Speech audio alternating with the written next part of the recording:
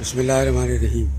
قریش نے پہلے بھی حضرت ابو طالب سے شکایت کی تھی، اور جب حبشہ سے ان کا وفد ناکام واپس آیا تو ایک مرتبہ پھر وہ قریش ابو طالب کے پاس آئے اور اپنے تمام رؤسا کو سمیت آئے اور ان سے کہا کہ تمہارے بھتیجے نے اس دعوت کو مسلسل پھیلا رکھا ہے، یا تو آپ درمیان سے ہٹ جائیں تاکہ ہم ان کا مقابلہ کریں، یا آپ دونوں میدان میں آ جائیں۔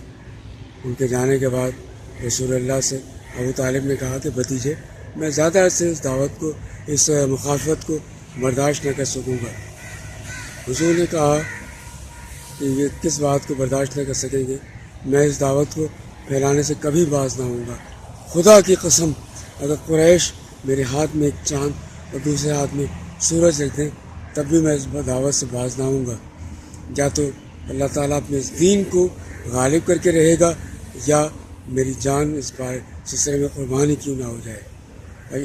یہ کہہ کے وہ اشبار ہوئے اور جانے لگے تو ابو طالب نے بلایا اور کہا کہ میں تمہیں اس کے بعد کبھی نہ رکوں گا، نہ اپنی حمایت تک کروں گا۔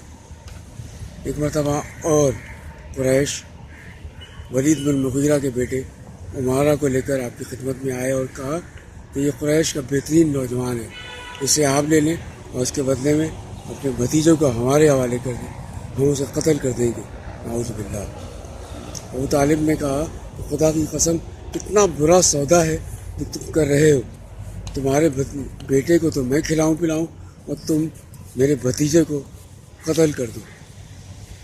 سیرت کے ماخذ میں اس واقعے کی تاریخ تو نہیں ملتی، لیکن اندازہ ہے کہ یہ سن 690 کے وسط کا واقعہ ہے۔